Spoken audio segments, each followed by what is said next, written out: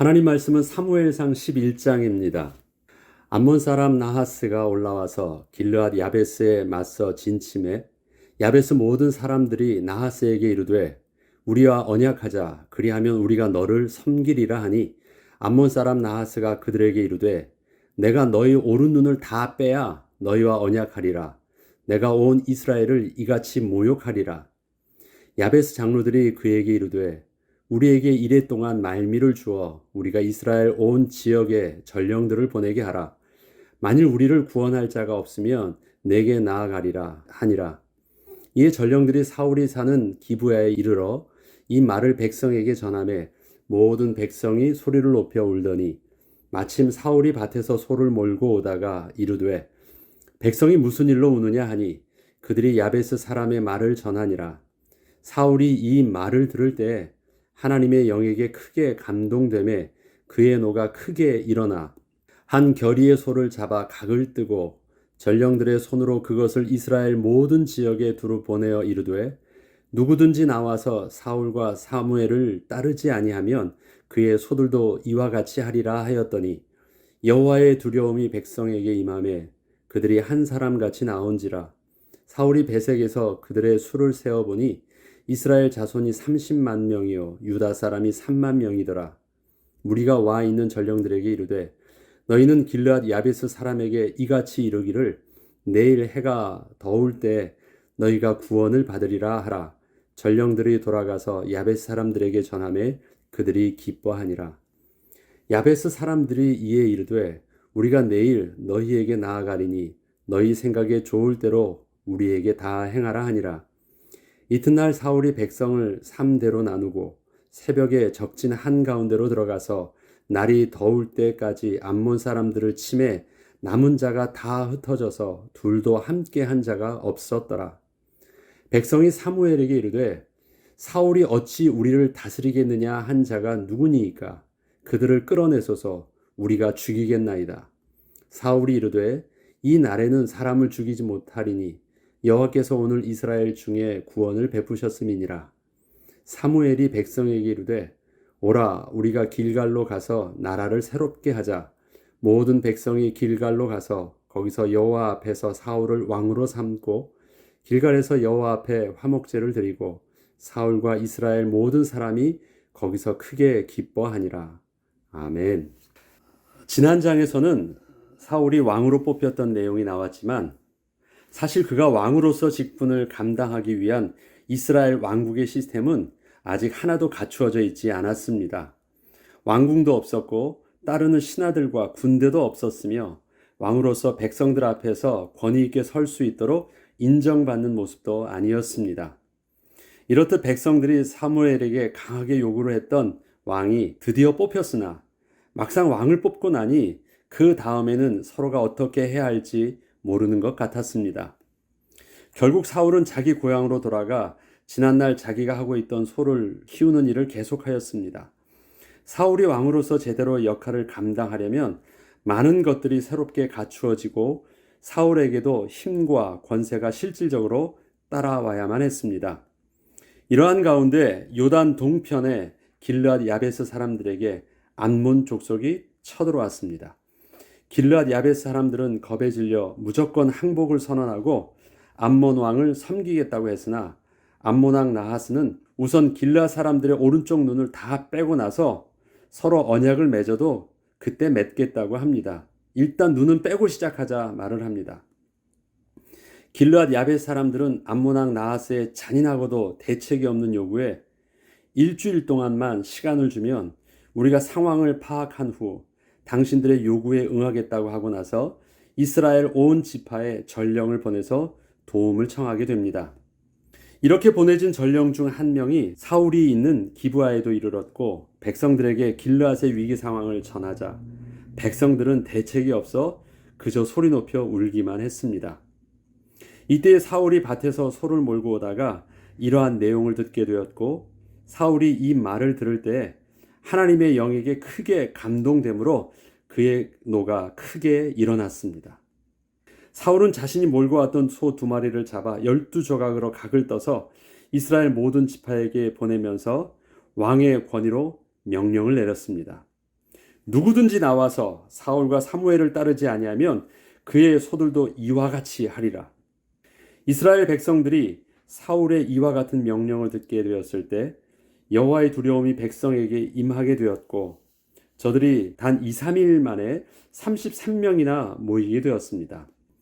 길르앗 야벳 사람들이 암몬 왕 나하스에게 약속했던 일주일의 시간을 따져서 보면 전령들을 이스라엘 전역으로 보내어 도움을 청하는데 약 이틀 정도 소요되고 사울이 또다시 이스라엘 모든 지파에게 군대 동원령을 내리는데 이틀 정도를 더한다면 이스라엘 백성 33만 명이 전쟁 준비를 갖추고 배세까지 모두 한 사람처럼 모였다는 것은 저들이 얼마나 급박하게 전쟁을 준비한 것인지 잘 알 수 있습니다.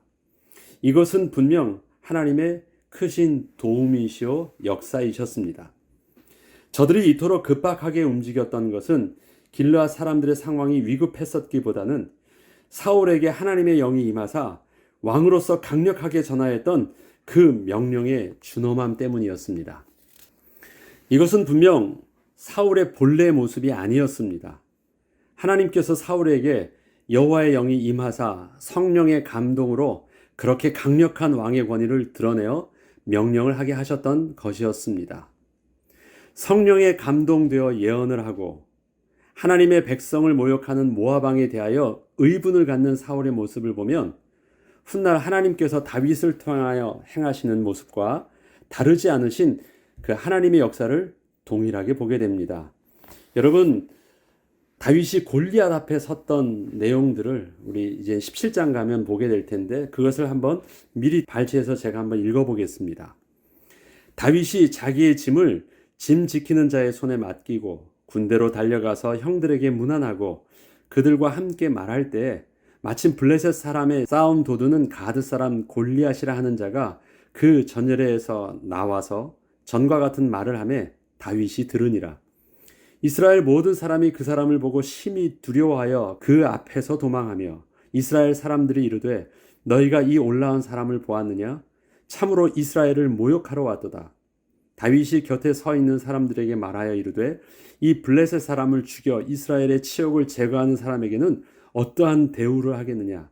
이 할례 받지 않은 블레셋 사람이 누구이기에 살아계신 하나님의 군대를 모욕하겠느냐? 여호와께서 나를 사자의 발톱과 곰의 발톱에서 건져내셨은즉 나를 이 블레셋 사람의 손에서도 건져내시리이다. 사울이 다윗에게 이르되 가라, 여호와께서 너와 함께 계시기를 원하노라. 이처럼 다윗의 분노를 보면 오늘 읽었던 그 사울의 경우와 다르지 않은 상황과 여호와 하나님의 이름 앞에서 드러낸 거룩한 분노를 다윗도 하고 있음을 봅니다. 상황 속에서 백성들이 두려워하는 것과 백성들이 우는 것과 또 하나님의 백성에게 대책 없이 그렇게 잔인하게 말을 하고 모욕 주는 것에 대해서 일어나는 그 분노의 모습을 보면 똑같이 다윗과 사울에게 일어나는 하나님의 영에 감동되어진 역사는 똑같다는 것을 볼 수 있습니다. 또 하나님의 영이 함께 하시는 것들을 백성들이 본 것, 다윗에게 하나님께서 함께 하셔서 수금을 타고 또 많은 사람들에게 좋은 소문을 났던 내용이 16장 18절에는 내가 베들레헴 사람 이새의 아들을 본즉 수금을 탈 줄 알고 용기와 무용과 구변이 있는 준수한 자라. 여호와께서 그와 함께 계시더이다. 사람들이 그렇게 보았다라는 것입니다. 또 사울의 경위도 사울도 예언을 하는구나. 하나님의 영에 감동된 자만이 할 수 있는 것들을 사울도 하게 되는 것을 보면서 놀랐던 것도 봅니다. 하나님께서 동일하게 저들을 통해서 하나님이 함께 하시는 것을 그렇게 보여주셨다라는 것입니다. 우리는 다윗과 사울을 비교할 때 다윗은 사울과 다르게 처음부터 하나님의 은혜가 함께했던 특별한 자로 생각을 하지만 다윗이나 사울이나 하나님의 영에 감동된 자의 모습으로 드러난 모습은 서로 다르지 않았습니다. 물론 사울과 다윗의 다름은 13장부터 사울이 왕으로 본격적 사역을 시작하고 사무엘이 사울에게 모든 전권을 맡기게 되면서부터 실제적으로 드러나기 시작합니다. 그러나 그 이전까지는 사울이 하나님의 권위 아래서 하나님의 인도하심을 따라 자신에게 부여된 왕의 권위를 사용하였을 때에는 하나님의 영으로 감동된 자의 모습으로 사울을 통하여 하나님의 왕권이 드러나며 하나님의 이름이 영광 받으시기에 부족함이 없는 모습이었습니다. 사울이 오늘 본문에서 말하고 있는 암몬과의 전쟁에서 일사불란하게 백성들을 지휘하고 백성들의 선봉장으로 서서 전쟁을 치르는 것을 보면 사울은 분명 하나님의 영에 감동된 자가 되면 자신이 어떻게 되는지 사울은 충분히 경험했습니다. 그러나 사울은 이러한 하나님의 영에 감동되어 쓰임받았던 자신의 모습을 왕의 권세가 점점 더 굳건히 서게 되면서 스스로 잊게 되어가는 모습이 다윗과의 큰 차이점을 만들어냈습니다. 15장 12절에는 사울이 갈멜에 이르러 자기를 위하여 기념비를 세우고 발길을 돌려 길갈로 내려갔다 하는지라. 자기를 위하여 기념비를 세웠다. 백성들에게 잊지 않도록 만들어 주었다라는 것입니다. 그런데 다윗의 경우를 보면 사무엘상 17장 37절 앞에 읽었던 부분인데 또 다윗이 이르되 여호와께서 나를 사자의 발톱과 곰의 발톱에서 건져내셨은즉 나를 이 블레셋 사람의 손에서도 건져내시리이다. 사울이 다윗에게 이르되 가라 여호와께서 너와 함께 계시기를 원하노라. 사울은 하나님이 자신과 함께 하사 승리케 하셨던 일을 자기 스스로는 잊어버렸지만 그러나 백성들은 자기를 기억해 주기를 바람으로 기념비를 세웠습니다. 그렇지만 다윗은 비록 아무도 모르는 자신만의 함께 하시는 일을 가지고 있었지만 지난날 하나님이 자신과 함께 해주셨던 그 일들을 하나도 잊지 않고 있다가 결정적 순간에 하나님의 영광이 드러나고 자신이 또다시 하나님의 은혜가 임하기를 바라보면서 지난날 자신과 함께 하셨던 하나님의 역사를 또렷이 기억해내고 있습니다. 사울은 암몬과의 전장에서 하나님의 영에 감동되어 크게 이기게 되고 이스라엘 모든 백성 앞에서 드디어 왕으로 완전히 인정을 받게 되면서 실제적으로 왕의 권위가 온전히 세워진 왕으로 등극하게 됩니다. 그런데 이때에 사울이 잊지 않고 붙잡아야 하는 것이 있었습니다.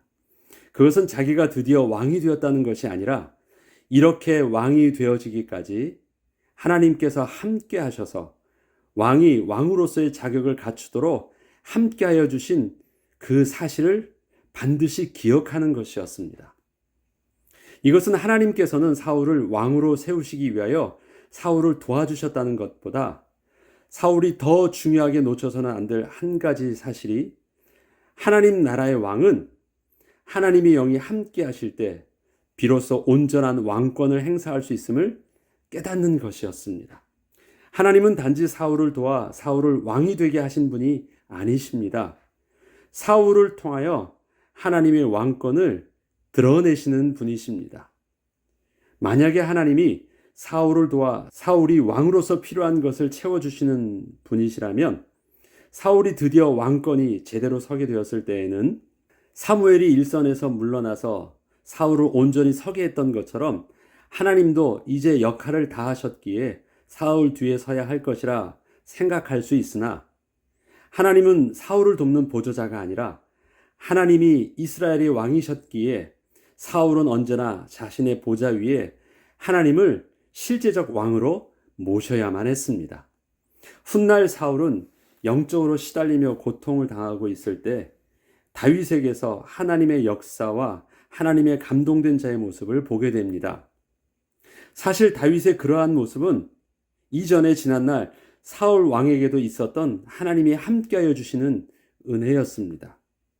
그런데 하나님께서는 다윗을 통하여 다시금 지난날 하나님이 함께 하셨던 은혜를 사울이 보고 기억해서 다시 회복하기를 원했지만 사울은 다윗을 통하여 자신과 함께 하셨던 하나님을 기억해내지 못했고 오히려 자신과 아들의 왕권을 위협하는 자를 도와 자신을 버리신 하나님으로 생각하고 하나님으로부터 점점 더 멀어지고 오히려 신접한 여인을 찾는 지경까지 무너지게 되었습니다.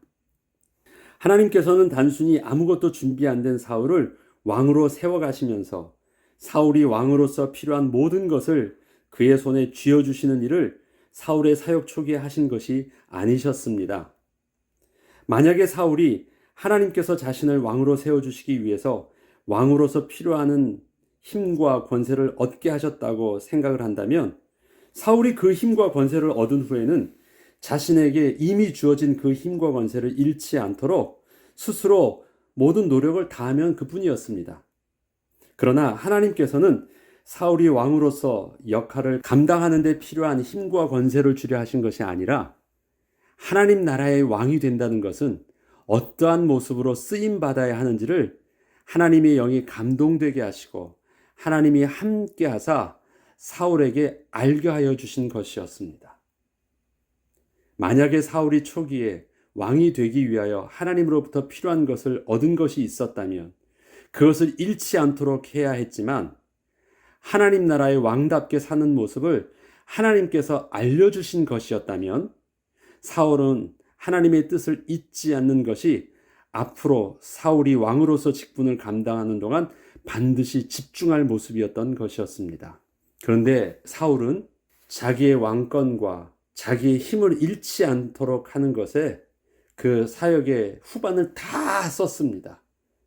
그리고 자기가 하나님이 어떠한 분이신지, 하나님이 자기를 어떻게 세우셨고 어떻게 왕으로서 직분을 감당하기를 원하셨든지 그것은 다 잊어버렸기 때문에 사울은 결국 실패하게 된 것입니다.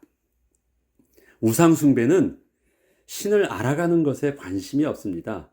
그저 자기가 섬기는 그 신으로부터 자신이 필요로 하는 것을 얻을 수 있기만 하면 됩니다. 그러나 하나님의 백성의 축복은 하나님으로부터 많은 것을 얻는 것이 아니라 하나님을 더욱더 알아가는 기쁨을 날마다 누리는 것입니다. 하나님을 날마다 더 깊이 알아간다는 것은 하나님 앞에 온전히 설 수 없는 우리의 죄로 부패된 모습을 더 확실하게 깨닫게 된다는 뜻이기도 합니다. 그래서 하나님을 아는 지식과 비례해서 사람을 알아가는 지식을 아주 동일한 밀접한 관계가 있음을 많은 우리 신앙의 학자들과 선배님들은 그렇게 말을 합니다. 하나님께서 연약하고 부족한 우리에게 오늘도 일용할 은혜로 많은 것을 채워주실 것입니다. 이때 오늘도 하나님으로부터 많은 것을 채움받고 있는 것 자체를 기뻐하기보다는 오늘도 은혜를 베푸시는 하나님 앞에서 하나님 한 분만으로 만족하여 하나님을 기뻐하는 거룩한 하나님의 백성의 모습을 잃지 않는 축복의 날이 되길 기도합니다. 우리는 매일매일 우리의 삶 속에 채워지는 하나님의 기업이 뭐냐면 하나님과 함께 했던 이야기들이 늘어나고 있는 거예요. 하나님과의 이야기. 그것이 우리의 재산입니다.